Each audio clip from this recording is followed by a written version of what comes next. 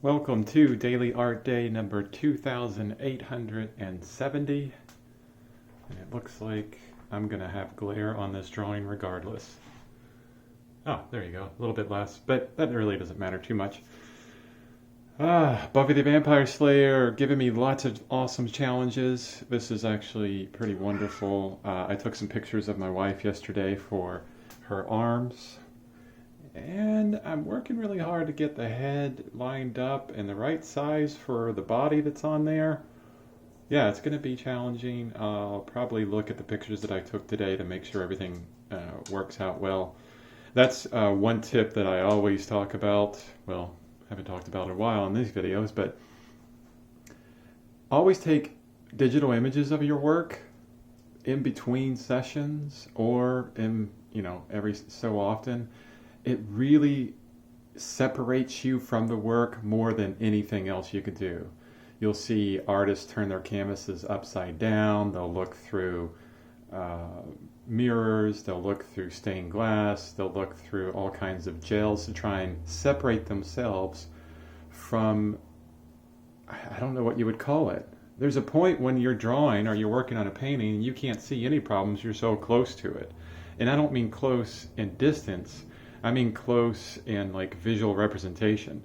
So digital media, especially seeing it small. You can see here I have the pictures of the work I did today in Lightroom. As soon as I see it in this kind of small format and before I adjust it for my website and then I see it on my website, it really gives me some wonderful insight on what I need to adjust next, that kind of thing. So worked on her today, and then an extended gesture drawing. Man, I really enjoy doing those. Those are a lot of fun. Check out my website for more information on that. What I really want to talk to you today about is something I'm reading in Twyla Tharp's book. Oh my gosh, if you're a creative person, this book is so good. Twyla Tharp, The Creative Habit. Learn it and use it for life. It's actually a practical guide. So it has exercises and everything in it to increase your creativity. And for this chapter, I forget what chapter it is, I think 5, she's talking about scratching. That's what she calls it, basically looking for ideas. And then she goes through some places, some, standard ways that most people get their ideas from. The very first one is reading. I can't stress this enough. I mean, I've read my whole life.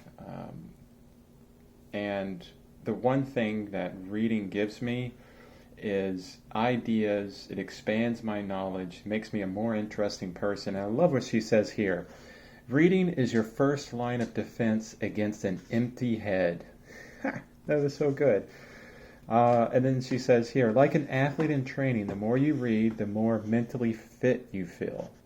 So I want to be mentally fit, so I read a lot, especially art books, different self-help books for creatives, things like that. I need to put a list of books on my website for just awesome content.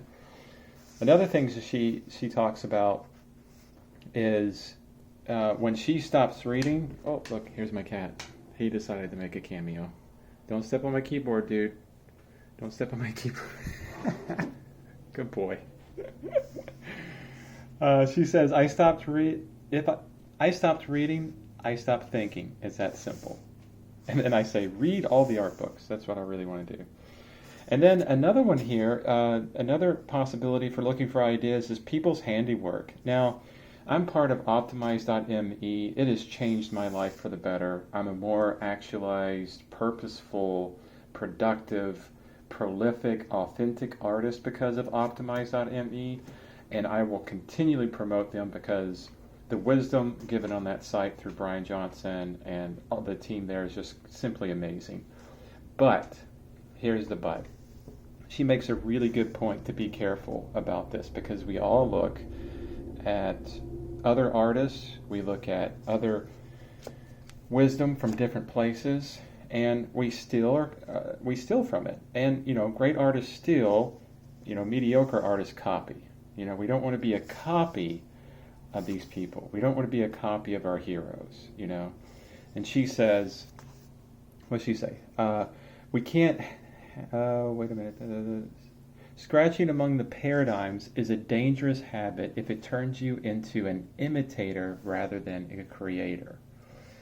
And I love that comment because it's so easy for us to see something we love in art or in other wisdom and start imitating it right away. Now, that is, at the beginning, it's a wonderful way of learning. It's why we do master copies and everything like that. But we have to implant some of ourself into it in order to make it something different. And this goes back to a longer conversation of style, technique. Everybody's looking for their own style. What's my own style? Don't worry about your own style.